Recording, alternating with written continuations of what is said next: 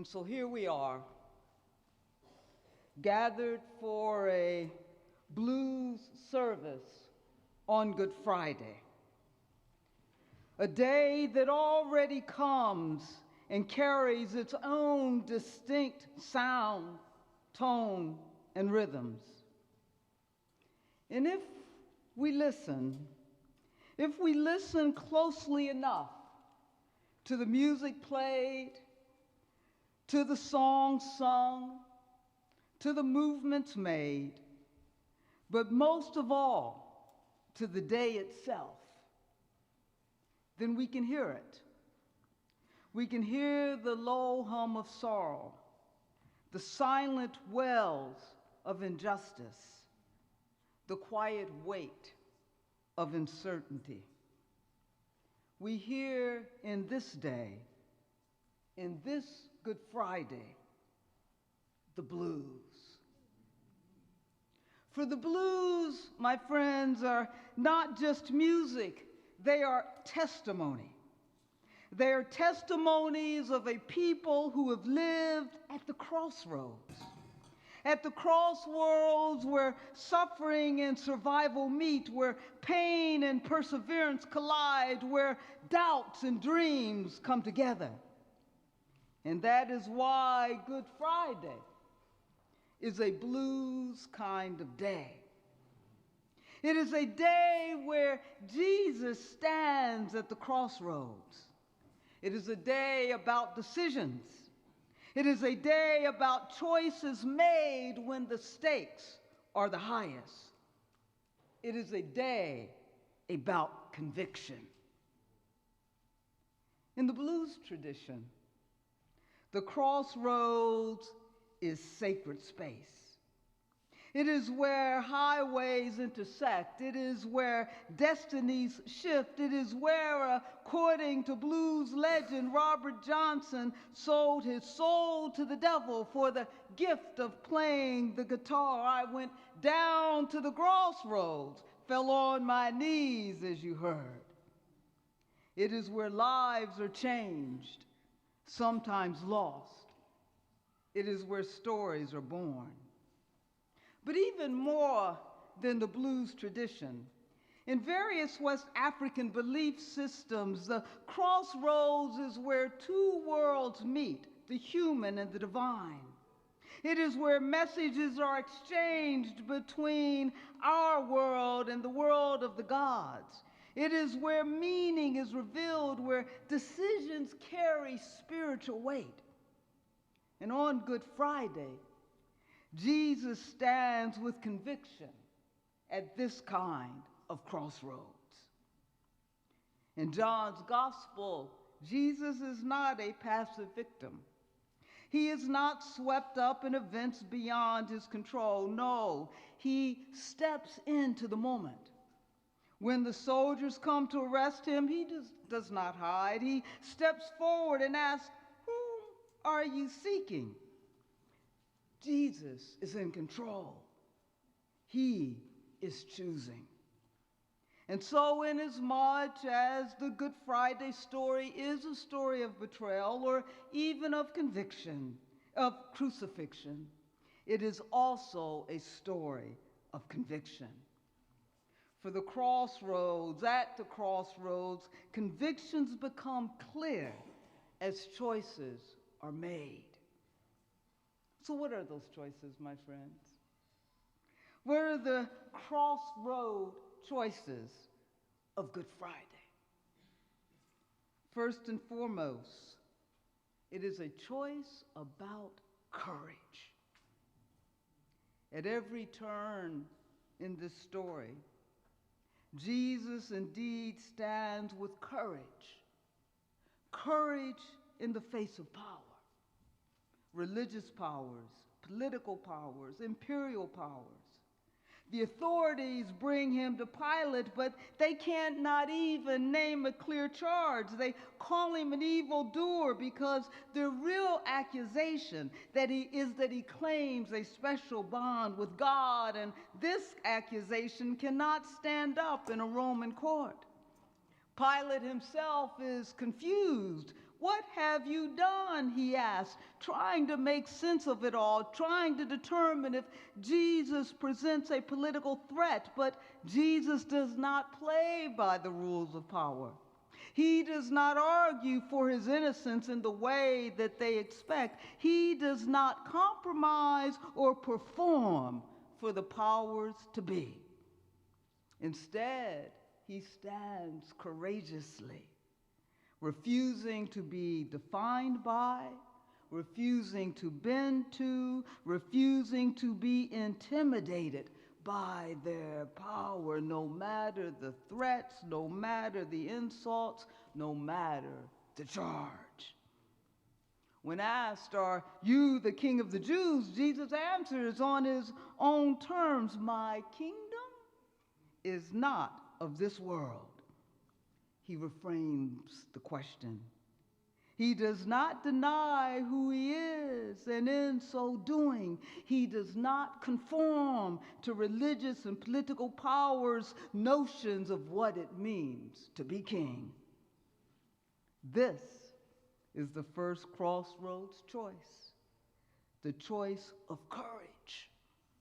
Courage in the face of power. The courage to stand before it, my friends, without surrendering to it. The courage to stand with an unwavering commitment to remain rooted in who you are. The courage of refusal. The refusal to let power name you, shape you, or silence you. Jesus does not contort himself to power. He stands with courage to confront it. And we know something about making that kind of choice today. Each and every one of us, we are called to choose courage. Courage in the face of authoritarian white supremacist forces that diminish our human dignity. We are called to courage. Courage to become not a part of the humanizing and degrading power. Courage not to comply with or surrender, but courage to stand before power, firm in who we are. And this leads us to a second distinct choice of this Good Friday, at this Good Friday's crossroads, the choice of accountability. It is not just about how we face power, but it is to whom we belong, to whom we are accountable. For Jesus, accountability meant choosing what it meant to hold himself no less accountable to his God and to his God's vision of otherwise possibilities for God's world, for God's future. Put another way, Jesus held himself accountable to an alternative way of living and being in this world, the alternative way that is God's values of truth, even in a culture of lies, God's value of justice, even in a society defined by inequality, God's values of love, even in a society, in a world shaped by hate. Jesus held himself accountable to God's will, for God's world, for God's future, even when that path of accountability was hard or lonely. Not my will, but your will be done, he said. And again, John's gospel makes it clear. Nothing happens to Jesus by accident. He is not falling into decisions. He is not caught off guard. He is not overwhelmed. No, he is choosing moment by moment by moment to remain accountable to God's justice, to God's vision, to God's will. So the crossroads choices for us is this: will we be accountable? Will we be accountable to the ways of the world, where warring power is prized over the well-being of people, where truth is negotiable, where fear drives decisions? Or will we at our crossroads choose to be accountable to the way of God's vision for us and for our world, of integrity, of dignity, and of love? And that leads us to the final crossroads choice that I will lift up for us today. And that is the crossroads choice of solidarity. Jesus chose to stand in solidarity with the blues people of his day. He chose to stand with those at the margins, those most vulnerable, those with their backs up against a wall and with no wall upon which to hold their backs. When the soldiers came, he said, "If you were looking for me, let these others go." Even in that moment, he protects his vulnerable disciples. He absorbs the dangers so that others might be spared. Jesus does not distance himself from suffering. He enters it. Throughout his ministry, he identifies with those whose lives are shaped by oppression, exclusion, and struggle. He refuses to let the temptations that are the promises and privileges of power separate him from the people he came to serve. This is St. Mark's community, what Blue solidarity is all about. And this is where we are called to listen, to truly listen to the hum, the cries, the weight of the blues. The blues were born among people who knew power's cruelty. They were born among sharecroppers, laborers, migrants, those living check to check, those that were, as they sang, one pink slip away from devastation. The blues were born from a people who sang not because life was easy, but because life was hard. Yet they refused to let the hard have the final word, and so they sang the blues. Today, blues people are those whose voices are silenced, those whose rights are threatened, those whose lives are deemed expendable. They are immigrants navigating systems and crossing borders designed to exclude them.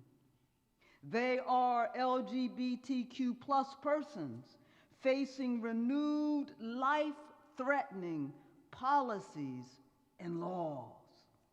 They are the poor, the overlooked, the forgotten, those living on the streets, or those with eviction notices on their apartment doors or foreclosure notices in their mailboxes. They are those facing the uncertainty of whether they can even make it to another day. A blues people. People whose identities are contested, whose humanity is questioned, whose lives are politicized, those whose bodies bear the mark of a world, of a nation, of a society that does not see them as the sacred children of God that they unquestionably are. These are the people with whom Jesus chooses to stand in solidarity. Blues people. And so we have a choice to make. We have a choice to make. Are we to stand like Jesus in solidarity with blues people? For here's the thing, St. Mark's. Good Friday makes clear that the crossroads is not just about Jesus' choices. It is about the choices of those who claim to follow him. It was, after all, at the Good Friday crossroads that the crowd, y'all had a choice. Jesus or Barabbas? Some who waved palms just a few days before and had shouted, Hosanna, were now shouting, crucify him, crucify him. They chose. Good Friday makes clear that we too must choose at the crossroads that are ours. Will we choose courage to stand before power without surrendering to it? Will we choose accountability to God's vision for us? Will we choose solidarity with the blues people of our time? Will we choose on this Good Friday to be with the crucifying crowd or with the one who was crucified? Will we choose to convict Jesus or to follow his convictions? And so back to the beginning.